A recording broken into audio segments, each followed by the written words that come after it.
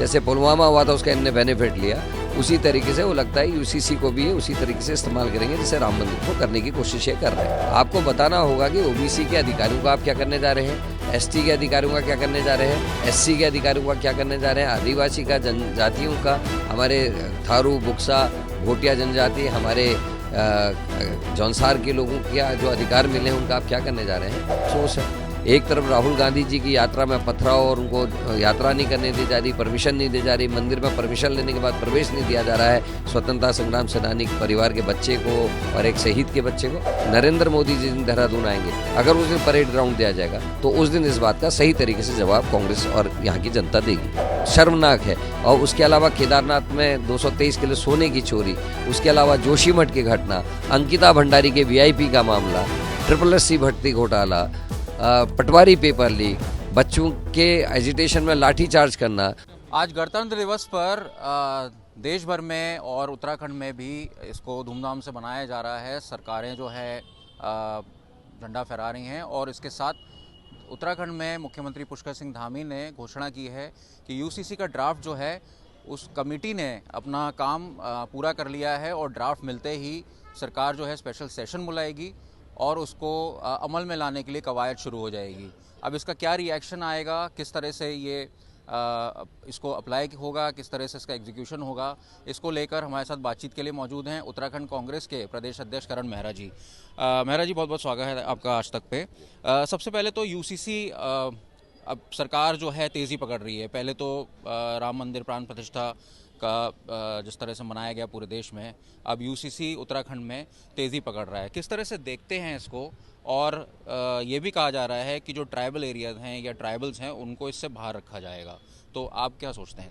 देखिए, सरकार लगातार उसका समय बढ़ा रही है, अवधि बढ़ा रही है। मुझे लगता है चुनाव तक इसका समय बढ़ाएंगे, क्योंकि ये वैसे भी सब्जेक्ट जो है सेंटर का सब्जेक्ट है, उनको करना चाहिए। दूसरा, सरकार अपना ड्राफ्ट के अंदर है क्या उसको क्लियर नहीं कर रही है। जैसा कि असम के मुख्यमंत्री ने कहा हम आदिवासी को बाहर रखेंगे, मेरा भी यही प्रश्न है कि यूसीसी आपके हिंदू मुसलमान के नैरेटिव को सेट करने का टूल नहीं बन सकता।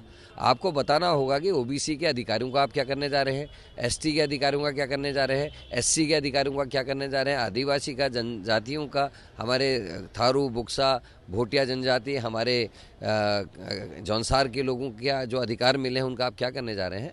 समानता का अधिकार हो तो फिर आर्थिक रूप पे भी होना चाहिए, सामाजिक रूप पे भी होना चाहिए, शिक्षा में भी होना चाहिए, भोजन में भी होना चाहिए। तो ये सारी चीज़ें कब सामने आएंगे वो देखेंगे।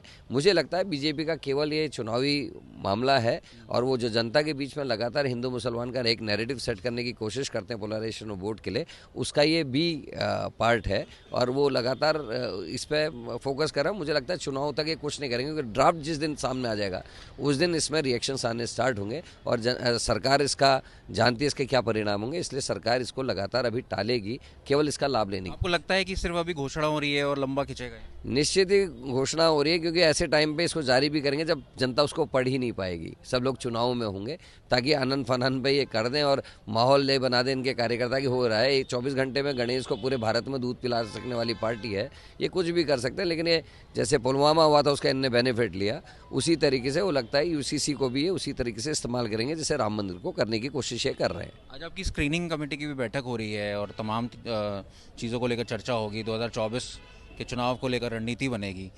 इससे पहले कांग्रेस को थोड़ा सा झटका दिया है उसके अलाइज ने, ममता बनर्जी हो, आम आदमी पार्टी हो या फिर नीतीश कुमार की सरकार हो, डामाडोल हो रही है, तो ऐसे कैसे साथ लेके चलेंगे सबको? देखिए, हमारी कोशिश है, क्योंकि उद्देश्य बड़ा है। देश की जनता जानती है कि इकनॉमी खतरे में है, राष्ट्र की सीमाएं खतरे में है, महिलाएं खतरे में है, किसानों के संग जो हुआ वो सभी लोग जानते हैं, महिलाओं के संग मणिपुर से लेकर यहाँ अंकिता तक और अंतर्राष्ट्रीय खिलाड़ी तक क्या वो सब जानते हैं। ऐसी स्थितियों में जो जिम्मेदार व्यक्ति होगा वो निश्चित ही साथ आएगा, क्योंकि गंभीर खतरा भारत माता को है, साथ आने की ज़रूरत है। कांग्रेस प्रयास कर रही, वो साधुवाद की पात्र है और कांग्रेस के प्रयास फलीभूत होंगे, मुझे ऐसा मानना है। और जो अलायंस हैं वो इस मजबूरी को, इस दिक्कत को, इस परेशानी को समझेंगे और साथ आएंगे, ऐसा मुझे भरोसा है। 28 तारीख को कांग्रेस के राष्ट्रीय अध्यक्ष मल्लिकार्जुन खड़गे के यात्रा है देहरादून, तो इसको कैसे तैयारी है? इसको लेकर विवाद भी हुआ कि परेड ग्राउंड नहीं दिया गया, बन्नू स्कूल ले जाया जा रहा है, तो क्या तैयारियां हैं आपकी और क्या ऐसा हुआ है कि आपको जो है परेड ग्राउंड नहीं दिया गया और क्या वजह सामने आई? देखिए, 28 तारीख मेरे लिए बहुत बड़ा दिन है और उत्तराखंड और मेरे दोनों के लिए ऐतिहासिक दिन होगा, क्योंकि मल्लिकार्जुन खड़गे जी की अगर आप देखें, एक जीवट व्यक्ति है, दलित परिवार में, किसान के परिवार में पैदा हुआ बच्चा, जो 1969 में अपने एक ब्लॉक का अध्यक्ष था, उसको आज़ाद शत्रु का नाम मिला क्योंकि वो पराजित नहीं होता, कि कोई उसका दुश्मन नहीं है, और वो बहुत बड़ा ज्ञाता है संविधान का, उसका सदन का, और भीमराव अंबेडकर जी के संविधान पर बहुत बड़ी आस्था रखने वाला व्यक्ति है। लंबा अनुभव उनका है और वो यहाँ आ रहे हैं, क्या संदेश देते हैं, इसके लिए लोगों में बड़ी उत्सुकता है और लोगों में जोश है कि वो उनकी बैठक को सफल बनाएंगे। रही बात ग्राउंड की, तो बहुत ही अफसोस है, एक तरफ राहुल गांधी जी की यात्रा में पथराव और उनको यात्रा नहीं करने दी जा रही, परमिशन नहीं दी जा रही, मंदिर में परमिशन लेने के बाद प्रवेश नहीं दिया जा रहा है स्वतंत्रता संग्राम सेनानी के परिवार के बच्चे को और एक शहीद के बच्चे को, और दूसरी तरफ एक दलित के बेटे को जब हमने ग्राउंड मांगा उनके लिए, तो यहाँ डीएम से मेरी बात 23 तारीख को हुई, मेरे पास रिकॉर्डिंग भी है। उन्होंने साफ साफ कहा कि ये स्मार्ट सिटी के बाद हमने आप पॉलिटिकल पार्टीज़ को देने के लिए इनकार हुआ है और उसी के तहत हम इसको नहीं दे सकते, अगर आपको ज़रूरत है तो आप मंत्री जी से बात करिए। मैंने मंत्री को भी फैक्स किया, डीएम को भी फैक्स कर दिया था 23 तारीख को, और मंत्री जी से मेरी स्वयं बात हुई थी, उन्होंने भी यही मजबूरी बताई थी।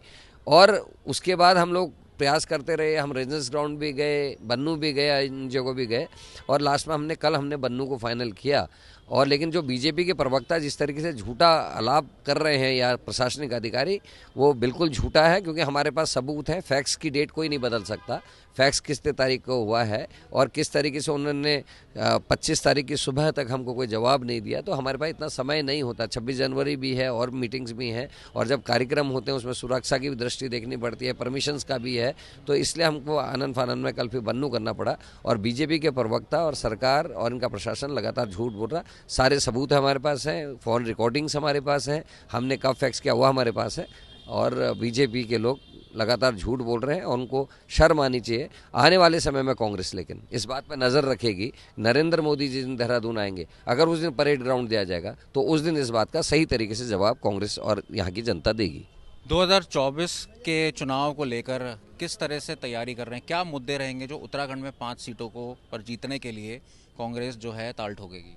देखिए, 24 के इलेक्शन के लिए तमाम मुद्दे हैं, अंतर्राष्ट्रीय मुद्दे हैं, राष्ट्रीय मुद्दों में आप देख लीजिए, हमारे किसानों के साथ से किसानों की मृत्यु, किसानों को गाड़ी से कुचलना मंत्री के बेटे का, उसके अलावा अंतर्राष्ट्रीय खिलाड़ियों का अपमान, मणिपुर में महिलाओं के संग इतनी बड़ी घटना।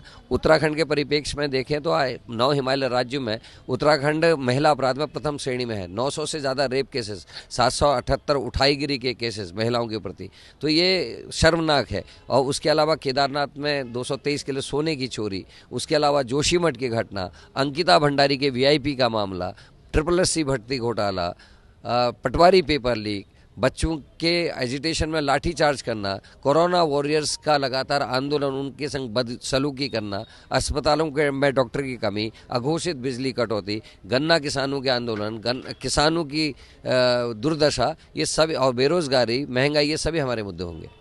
इसको लेकर अब जो मुद्दे आपके हैं किस तरह से लड़ेंगे, क्योंकि अक्सर कांग्रेस के बीच मनमुटाव की खबरें बीच बीच में आती रहती हैं, बड़े बड़े लीडर्स आपस में लड़ते रहते हैं, कोई सख्त हिदायत आप दे रहे हैं, ऊपर से कोई ऑर्डर आए हैं कि भाई साथ मिलकर चलना है? निश्चित ही ऑर्डर की ज़रूरत नहीं होती है, सभी जानते हैं कि डिसिप्लिन में रहना है। कांग्रेस का कार्यकर्ता इस समय किसी की नहीं सुन रहा, वो लगातार पिछले 1.5 वर्ष से मेहनत कर रहा है, कोशिश कर रहा है, आंदोलन कर रहा है। हर 10 दिन में कोई ना कोई कार्यक्रम हमारे कार्यकर्ता जिला स्तर, बूथ लेवल और जिला मंडल लेवल पर हमारे लोग कार्य कर रहे हैं, और कहीं कोई आपसी मनमुटाव नहीं है। सब लोग चाहते हैं कि हम जीतें और उसके लिए सारे लोग एक साथ मेहनत कर रहे हैं। बहुत बहुत धन्यवाद। तो कांग्रेस प्रदेश अध्यक्ष करण मेहरा का कहना है कि लगातार कांग्रेस जो है वो 2024 की तैयारी कर रही है। आज स्क्रीनिंग कमेटी की बैठक है और कई बड़े नेता यहाँ जुटेंगे और टिकटों को लेकर फैसला किया जाएगा, फीडबैक लिया जाएगा। कांग्रेस भाजपा पर आरोप लगा रही है कि जिस तरह से राहुल गांधी की यात्रा को रोकने का प्रयास हुआ, उसी तरह से भाजपा जो है मल्लिकार्जुन खड़गे जो कि कांग्रेस के राष्ट्रीय अध्यक्ष हैं, उनको भी उत्तराखंड नहीं चाहती कि वो उत्तराखंड आएँ या उत्तराखंड में सभा करें, इसलिए उनको ग्राउंड भी नहीं दिया गया। और बन्नू स्कूल जैसे ग्राउंड पर कांग्रेस को जो है वो आयोजन करना पड़ रहा है। इसके साथ साथ करण मेहरा का कहना है कि कांग्रेस जो है तैयार है और बिना मनमुटाव के पार्टी जो है वो एक साथ सभी लीडर्स जो है वो चुनाव लड़ेंगे। देहरादून से अंकित शर्मा, आज तक।